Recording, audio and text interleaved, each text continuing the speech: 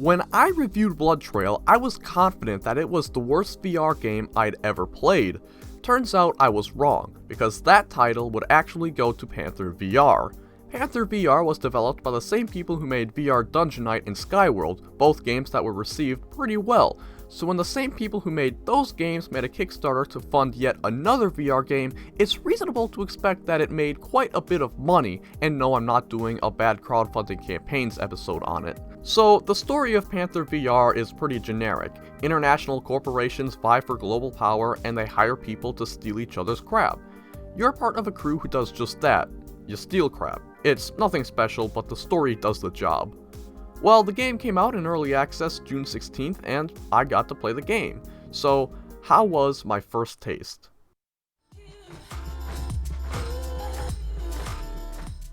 The game is like a mix between Payday 2 and Metal Gear Solid, two very great games. Like Payday, you can either play the game stealthily, completing several smaller objectives before stealing a reward and escaping with it, or you can go loud and fight your way through endless waves of enemies. However, while it sort of has the concept of Payday 2, it has the freedom of Metal Gear Solid. You can traverse the map freely, climbing pipes, through vents, and you can move bodies freely so no one gets suspicious. I also like that the gadgets are very involved. At the moment there are only two gadgets, a drone and a grappling hook. The latter I found to be quite useless, but I did like being able to track enemy movement with a drone. The map, of which there's only one at this time, is very large and the objective locations change with each run, and I'm pretty sure there's some other RNG elements that change up the map, making it so there's a little variety each time you play. So there's a lot to explore and experiment with, so even this one map has a fair bit of replayability. Just makes you think, if this one map holds this much content, it'll be exciting to see what comes out next, how complicated layouts will become, and how many different obstacles the player will need to overcome. Lastly, being a VR game, I really do like how real-world movement is very much integral to play this game.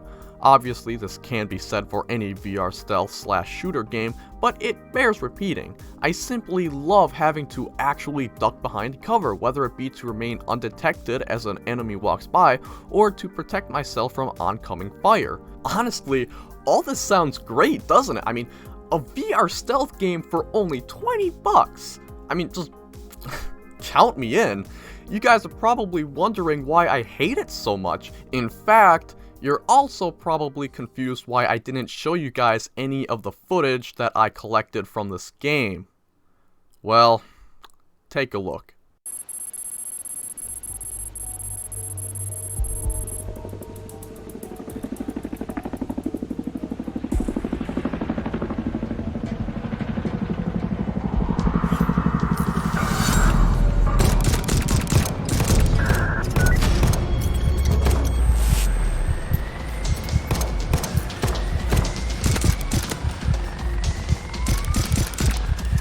Yeah, it looks bad, doesn't it? Well, imagine being the one wearing the VR headset. None of the clips I recorded are even close to being usable for this review, and the frame rate isn't just because I'm recording. The frame rate is only a tiny smidge higher when I'm not using OBS to document the train wreck that is this game. The only thing this game does reliably is crash. Some might say it's my CPU because my CPU is under par, but I've played more CPU-intensive games than this one with little issue. There's just no excuse here. The game is simply unoptimized. The game is practically, maybe even literally unplayable, and it's not just me either. Tons of people are reporting having just terribly low frame rates. They're seeking refunds only after like 10 minutes of play. Now, honestly, I could just end the review here. The game, due to its slideshow presentation frame rate, simply cannot be enjoyed, much less played, and thus it can't be recommended under any circumstance. A wiser man would have played this game for 5 minutes, maybe even seconds, to realize how utterly joyless this game is, and he would have refunded it. He would leave a negative review, and rightly so, and thus the word would be spread that this game is absolute crap. But I am not a wise man. I trudged on. I stuck through it while others gave up. I analyzed this crappy game just so I could bring you this review. So here's a list of my other problems that I have with this game. Climbing is very weird. I mean, just look at the footage. Is this normal? The game also has arms which are implemented very poorly. My in-game arms are like 6 inches behind where my real arms are. So to compensate for this, the game just gives you really long forearms. Two-handed aiming with a rifle is stiff and clunky, and the holographic sight is actually blocked by the front iron sight. Laughable. The game has collision, but it makes no sense. When I'm holding a gun and I bump into something, the gun just goes all over the place. You can't even make basic hand gestures with your hand. You can't even make a fist. Hell, your hand actually remains open when you're holding a pistol. Enemies don't react realistically at all. If they see a shutout camera or the dead body of one of their fellow guards, they only get mildly suspicious. Yeah, that guy just had his brains blown out, but no reason to raise the alarm or anything, obviously. Enemy AI is quite horrible too, though they are smarter than the developers of this game by a large margin.